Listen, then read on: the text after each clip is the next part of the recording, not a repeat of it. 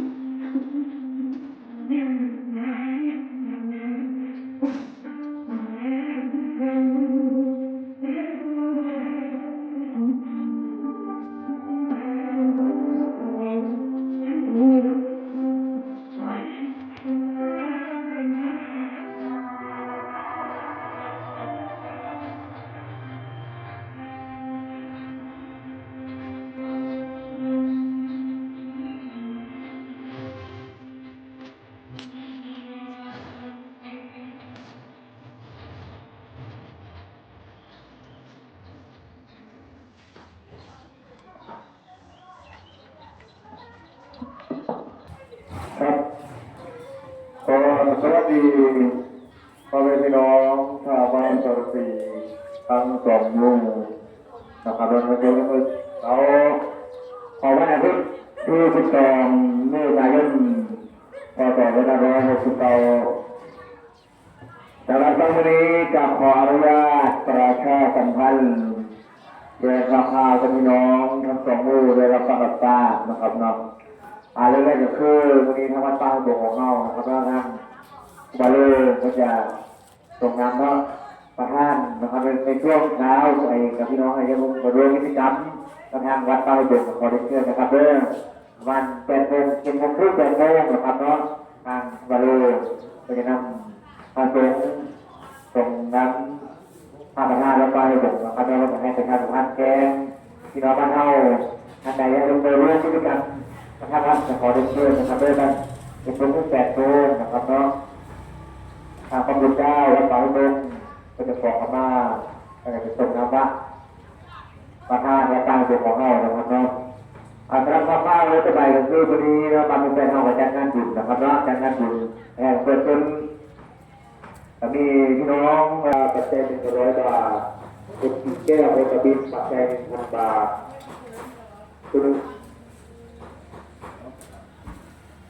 คืออาหารลูกของคุณแม่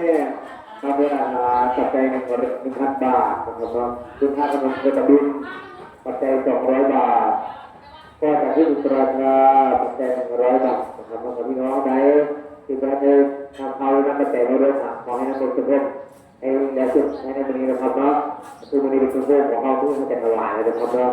หลังจากนั้นใครจะเข้ามาจะทำการเรียนรู้แสดงนะครับเนาะทำเป็นคุยกันครับเราจะจับเข้าวัดประยุทธ์ที่จับใส่ดาบนะครับว่าวัดได้จอเข้าใจแง่นะเพราะไอ้เจ้าเรื่องบ้านเท่าแบบว่าทำเป็นแง่นะครับทำเป็นคุยวัดเจอที่ขบวนนะครับจับพระพุทธเจ้าวัดป่าเดินวัดธรรมกีวัดเดินเท่านะครับเนาะเราเพื่อนพอเดี๋ยวเราไปจับบ้านอะไรเราเพื่อนอะไรทหารเจ้าเนี่ยเขาดูเป็นสุดที่นะครับนะงานบุญงานเข้าการกับการรับให้พี่น้องทางเราได้รับทราบนะครับเนาะทางเราได้ประกาศจังหวัดนะครับว่าคุณยิ่งชัยคุณประยุทธ์คุณสังวานราชโกคุณพระราชราชัยนะครับคุณเกียรติสันคุณพ่อสถานให้เต็มตัวทำบัญชีนะครับได้แต่เรานะครับเนาะนี่แหละเป็นอะไรที่มาดูเดี๋ยวไปเบิ่งกันครับเป็นเรื่องของเรื่องเฮาขอความร่วมมือครับพี่น้องมาเอาทุกคนนะครับเราทุกคนมาช่วยกันนะครับต้องแน่แค่ที่จะมาเริ่มงานนะครับเราขอความร่วมมือกับพี่น้องทุกคนแหละครับทุกคนนะครับมาเริ่มงานต้องแน่กันต้อนรับแขกกันนะครับว่า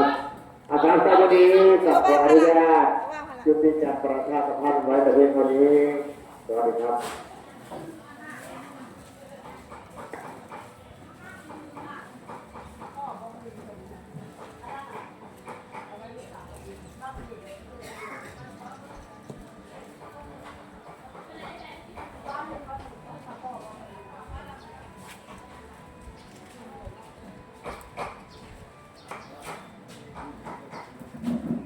มีโต๊ะผักไว้เวลามา เอาพวกมาสิอันนี้หน่อย ตัดเลยดูวัดแล้ว ห้าแก้วนะสีเขียวๆล่ะเอาไปตังรู้ว่าไปตังนะมองกันบ้านสวัสดิ์มันต้องมี